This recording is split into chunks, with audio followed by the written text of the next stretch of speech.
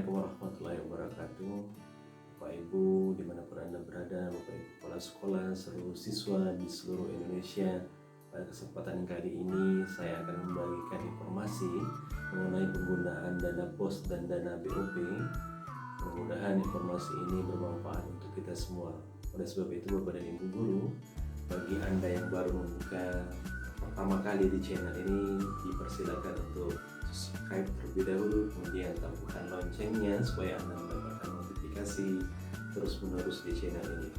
Baik Bapak dan Ibu, perbincangan mengenai penggunaan dana BOS dan dana BOP ini langsung oleh Menteri Pendidikan Republik Indonesia, oleh Mas Nadiem Makarim. Mudah-mudahan informasi ini bermanfaat untuk kita semuanya, khususnya kita yang bergerak di dalam dunia pendidikan Republik Indonesia. Mudah-mudahan bermanfaat. Baik Bapak dan Ibu guru, kita saksikan, semoga bermanfaat. Terima kasih teman-teman udah memberi waktunya. Assalamualaikum warahmatullahi wabarakatuh. Waalaikumsalam.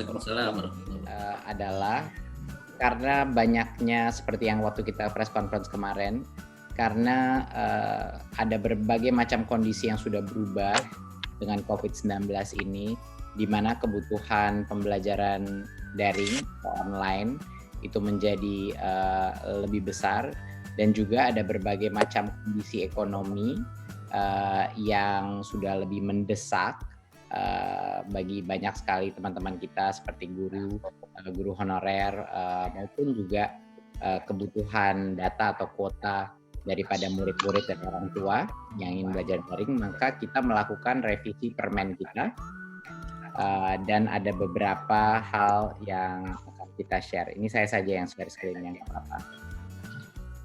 Oh, sudah, oke. Ya, bisa ke screen yang sebelumnya.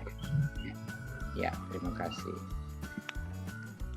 Jadinya pertama kita akan membicarakan apa perubahan atau peningkatan fleksibilitas penggunaan dana BOS dalam masa darurat COVID-19 ini.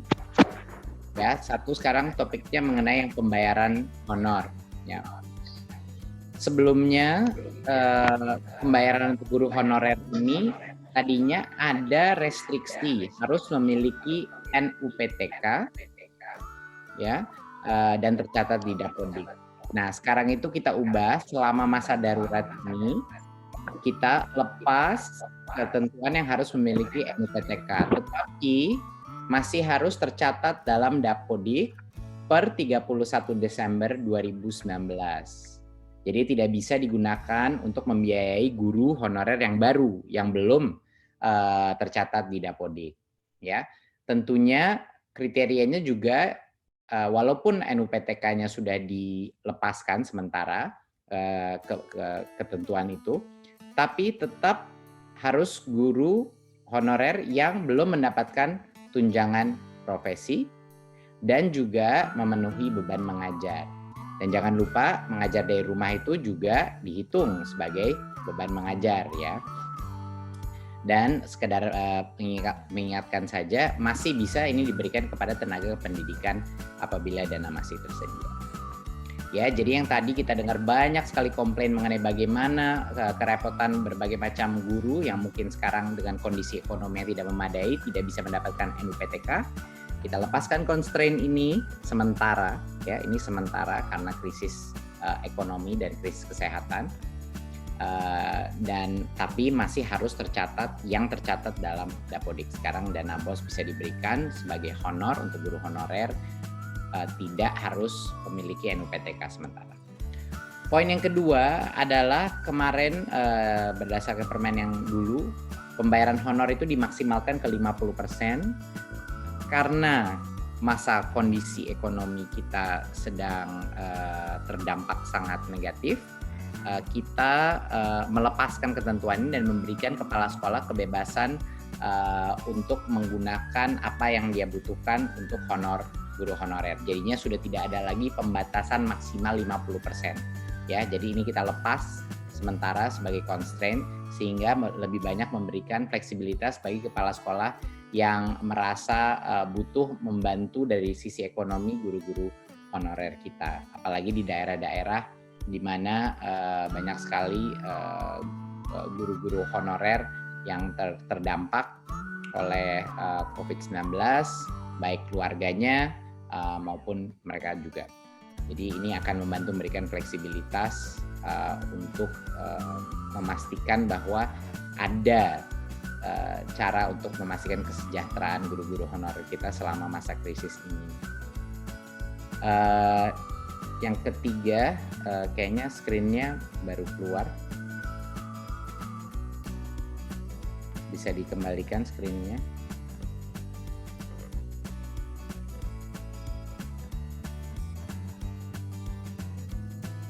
Oke, kalau gitu saya aja. Oke, bisa lihat teman-teman screen saya? Bisa Pak. Bisa ya? Oke. Nah, untuk poin yang ketiga adalah penekanan alokasi lainnya terkait COVID-19. Kemarin walaupun kita sudah memberikan fleksibilitas, tapi banyak teman-teman di daerah yang belum pede untuk menggunakan dana BOS untuk berbagai macam hal-hal yang hubungannya dengan pembelajaran dari rumah atau online daring.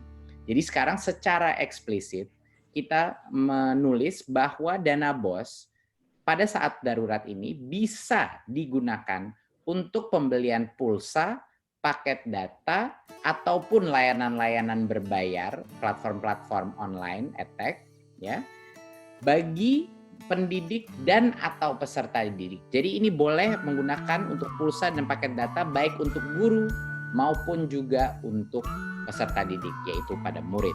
Ya, ini secara eksplisit. Jadi bagi teman-teman di daerah yang mungkin kepala sekolah yang tidak pede, untuk ini bisa digunakan untuk kuota, distribusi kuota untuk muridnya ataupun buat guru-gurunya, sekarang secara eksplisit diperbolehkan, ya, secara jelas dan transparan diperbolehkan. Juga bisa digunakan untuk hal-hal yang hubungan dengan kesehatan seperti pembeli cairan atau sabun pembersih tangan, disinfektan, masker atau penunjang kebersihan lainnya yang mungkin mereka butuh. Ya, jadi sekarang harapan saya adalah ini sudah terjawab. Kalau ada di daerah atau sekolah-sekolah yang masih merasa tidak nyaman untuk menggunakan dana BOS untuk hal-hal ini, sekarang kita berikan mereka confidence, kita berikan mereka kepastian bahwa ini boleh dilakukan. Untuk yang kedua adalah BOP PAUD, ya, BOP PAUD. Sebelumnya BOP PAUD ini dibilang penggunaannya untuk bisa memberi transport untuk pendidik. Tapi karena banyaknya sekarang PAUD pun maupun unit-unit pendidikan kesetaraan yang harus belajar dari rumah yang melalui online atau metode lainnya, ini kita rubah terminologinya, kita rubah penulisannya bahwa ini dapat digunakan untuk honor pendidik dalam pelaksanaan pembelajaran dari rumah. Jadinya bagi teman-teman di daerah yang mungkin tadinya tidak nyaman untuk mengeluarkan dana BOS karena sudah tidak ada biaya transportasi lagi, kita memperbolehkan selama masa darurat ini pembiayaan honor pendidik agar teman-teman guru-guru PAUD dan sekolah-sekolah kesetaraan lainnya masih bisa menikmati honor walaupun tidak ada transportasinya, tidak ada lini transportasinya, tapi ini untuk honor bisa digunakan. Tapi pun bagi yang masih menggunakan jasa transportasi masih bisa digunakan untuk transportasi pendidik.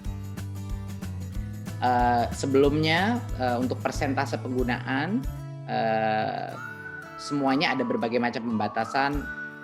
Pembelajaran bermain minimal 50%, pendukung maksimal 35%, lainnya 15%, dan kesetaraan juga sama dilakukan sekat-sekat daripada persentase penggunaan.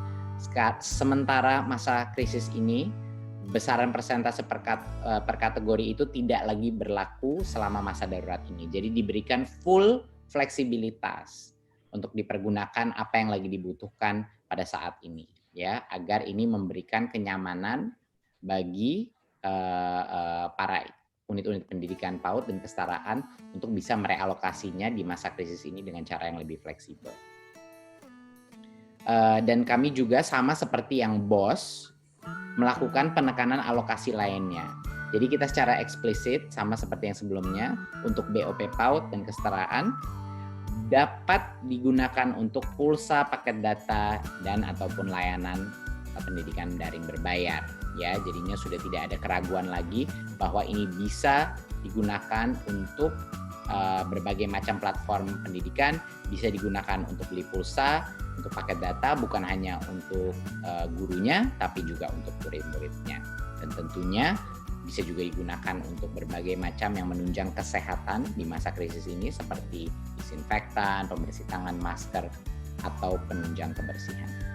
Jadinya saya rasa sekian dari saya. Intinya adalah selama masa krisis ini kita ingin memberikan kenyamanan bagi semua kepala sekolah dan semua unit pendidikan bahwa mereka bisa menggunakan dana BOS sefleksibel mungkin untuk menjamin kesejahteraan guru-guru mereka, untuk menjamin kemampuan untuk melaksanakan online pendidikan online atau daring dengan berbagai macam biaya seperti pulsa dan data yang dibutuhkan, dan juga kenyamanan bagi kepala sekolah untuk mendapat fleksibilitas terhadap alokasi penggunaan anggaran tersebut di masa krisis ini.